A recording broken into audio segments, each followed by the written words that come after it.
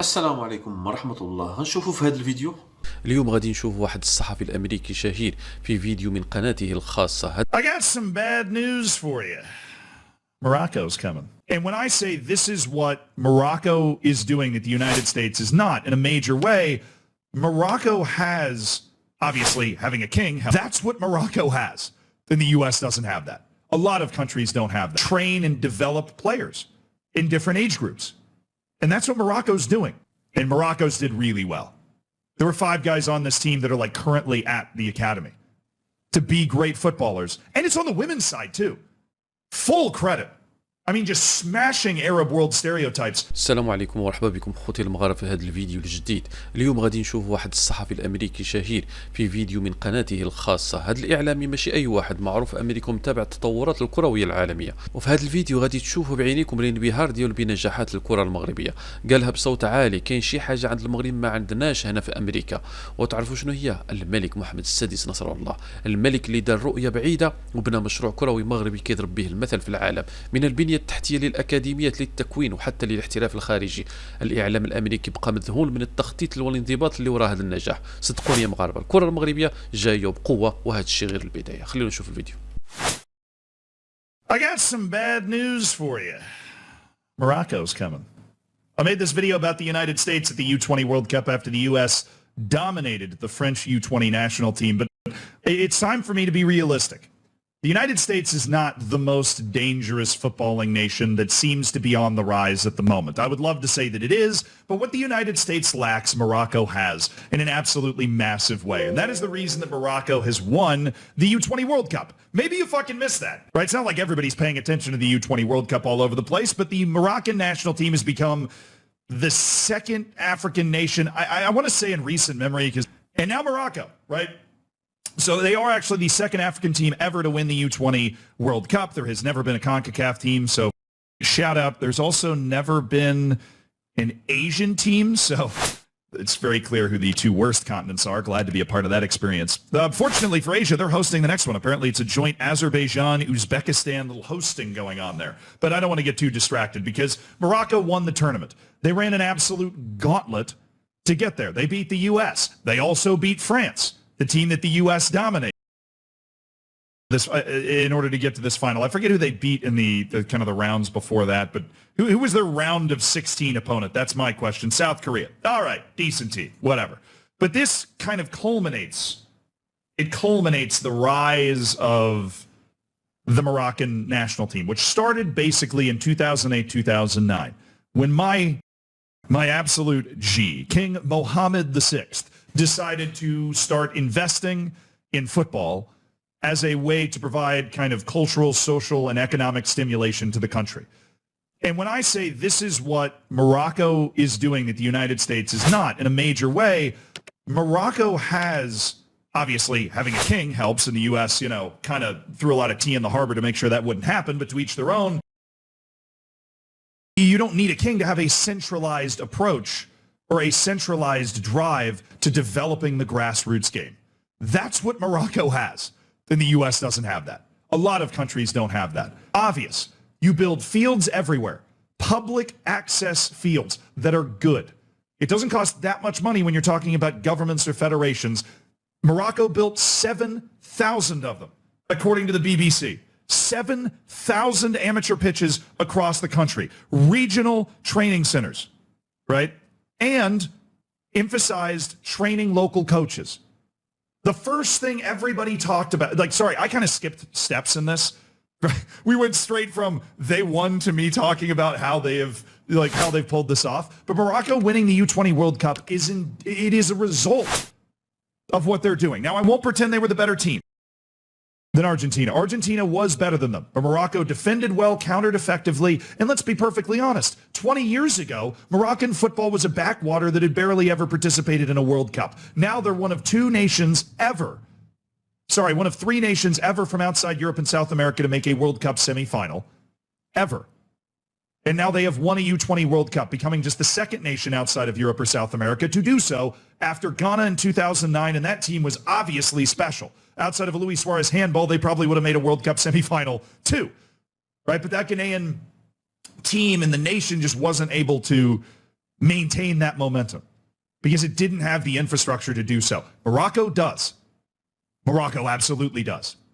They also have, where Ghana, I would say, is the type of nation that football is just in their blood, thing that is such a cultural imperative that you don't need some sort of effort. Now, that sort of effort would help. Because we're trained about how to do basic drills, how to develop skills in the players, how to physically and mentally manage the players. Like when you get licenses, it's not just lip service, right? You really learn how to effectively train and develop players in different age groups. And that's what Morocco's doing. And like people, just because Morocco's in North Africa, which has long been viewed as a more tumultuous part of the world, you know, Libya, Egypt, obviously during the Arab Spring, right? There's areas of North Africa, Algeria, nasty wars gone on in there within the last 100 years, right? It's viewed as a part of the world that can't really get its shit together. And I'm here to tell you, Morocco has absolutely gotten its shit together. And there are a lot of people there that are now being given every single opportunity, Iceland style, to prove that they are good. And the fruit that has come out of these training facilities is already massive. Guys like Yusuf In-Nasiri came through the Mohammed VI Academy, right? Because this whole thing funnels towards one development, right? The king first discussed the plan to use football, opened an academy in 2009. This was the Mohammed VI Academy. And then in 2019, opened a national team training center worth $65 million near the capital of Rabat. 6 years after opening a ridiculously nice, fully modern, 5-star national team training facility, you win the U20 World Cup.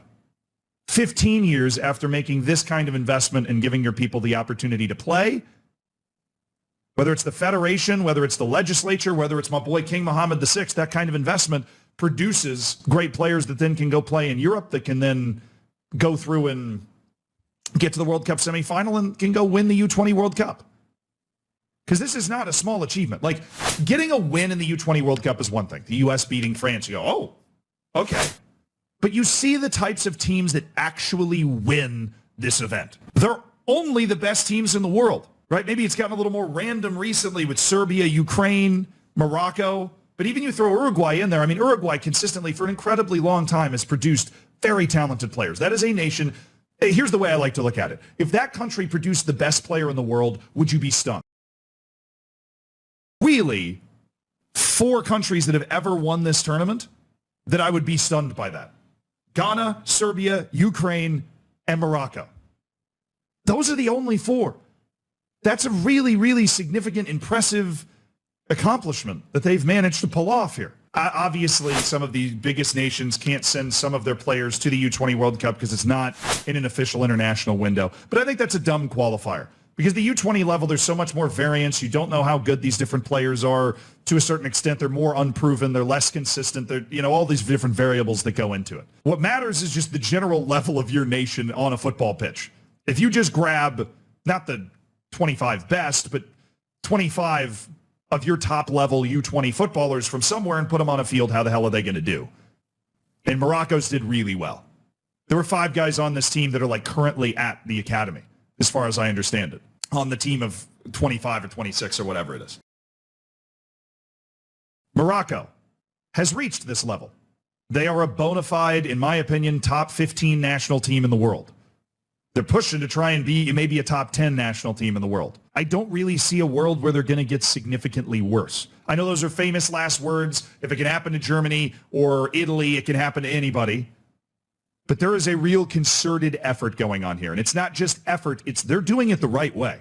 The federation, the government decided this was something they wanted to emphasize. They wanted to give their people every chance to be great footballers. And it's on the women's side, too. Full credit. I mean, just smashing Arab world stereotypes. Pretty sure they won women's AFCON. Right? Women's AFCON. I'm going to look it up to make sure. But they have a really good women's national team. Okay, sorry. They've made the final of each of the last 2 women's AFCONs, and they have hosted now 3 consecutive women's AFCONs, showing their appetite for it and their desire to kind of better their women's national team. I mean, this is a concern. from Morocco to get to this point. And look at like Nigeria obviously develops a lot of talent in Nigeria. They develop a lot of talent in the U.S., which has very strong women's football. And in England, they've won 10 women's AFCONs, right? Equatorial Guinea, which is able to develop its talent through the Spanish leagues, thanks to former colonial ties. And then, of course, South Africa, which has got those kind of English ties as well, but also strong infrastructure to develop women's football in its country. Those are the only nations that have ever won AFCON. Morocco is the one that's kind of out here doing it on its own more in the women's side. So this investment is carte blanche, men's and women's football straight across, and it's impressive as hell. And the most impressive part of this type of investment is, 15 or 10 years ago, I heard that they were doing this, but now look at what it's done. I mean, think about what your nation could do if it invested in this kind of centralized system of being able to develop players at a local level. Investing in training for coaches, giving coaches a $2,000 stipend or whatever it is to go get their accreditation, and building those pitches around the country. And then all of a sudden, you're here.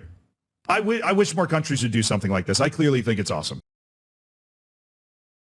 وبعد ما شفنا هذا المقطع بان لنا بوضوح ان المغرب اليوم ما بقاش غير بلد كروي عادي، بل ولا نموذج عالمي في التسيير والتخطيط الرياضي. الاعلامي الامريكي نفسه اللي متعود يتكلم على اوروبا وامريكا اللاتينيه لقى راسو كيهضر على المغرب باعجاب واحترام كبير. هذا الشيء ما جاش من فراغ، ولكن من رؤيه ملكيه بعيده المدى. الملك امن بان الرياضه مفتاح التنميه والهويه والقوه الناعمه ديال البلاد، من اكاديميه محمد السادس للمواهب اللي وصلت للعالميه، من تنظيم المونديال المشترك للتالق ديال المنتخبات السنيه. كل خطوه محسوبه وكتسير في طريق واحد، تمجيد الرايه المغربيه ورفعها عاليه. حتى الاعلامي الامريكي اللي معروف بالموضوعيه ما قدرش يتجاهل هذه الطفره، وقالها بكل وضوح: الفرق بين امريكا والمغرب هو القياده والرؤيه الملكيه. وهذه الجمله تختصر كل شيء، لان النجاح ما كيجيش بالصدفه، كيجي من العمل، التخطيط والنيه الصافيه لخدمه الوطن. ايوا يا المغاربه، افتخروا ببلادكم، راه العالم كامل كيشهد بالتطور ديالنا، وكونوا على يقين الكرة المغربية ماشي جايه بقوة فقط، راه ولات قوة قائمة بالفعل. وبعد ما تابعنا هذا الفيديو كذلك بان لنا بوضوح ان المغرب اليوم ما بقاش غير بلد كيحب الكرة، ولكن ولا قوة كروية حقيقية كيعترف بها حتى الاعلام الامريكي. هذا الاعتراف ماشي صدفة، راه نتيجة رؤية ملكية بعيدة المدى. الملك محمد السادس نصره الله شاف في الكرة مشروع وطني شامل، من خلاله كيتربى الجيل الجديد على التحدي، الانضباط والطموح. الاكاديميات والملاعب وتكوين المدربين وحتى تهيئ المنتخبات، كلها عناصر كتخدم رؤية واحدة: بناء مغرب قوي في الميدان الرياضي والعالمي. الاعلام الامريكي شاف النتيجه بعينه وانبهر من التنظيم والانجازات المغربيه، وقالها بصراحه: امريكا ما عندهاش هذا النوع من القياده والرؤيه. وهنا كيبان الفرق، لان المغرب ما كيعتمدش على الحظ بل على العمل والتخطيط. هذا الانجاز هو ثمره مجهود جماعي من اعلى مستوى حتى اصغر موهبه في الملاعب، وهذا الشيء غير بدايه لمسار اكبر غادي يرفع رايه المغرب في كل المحافل. الكره المغربيه ما بقاتش حكايه محليه، ولات قصه عالميه كتلهم الجميع. ايوا يا المغاربه، افتخروا ببلادكم وبملككم، راكم كتصنعوا التاريخ قدام عيون العالم. وما تنساوش الكرة المغربية جاية وبقوة وما غاديش توقف. السلام عليكم.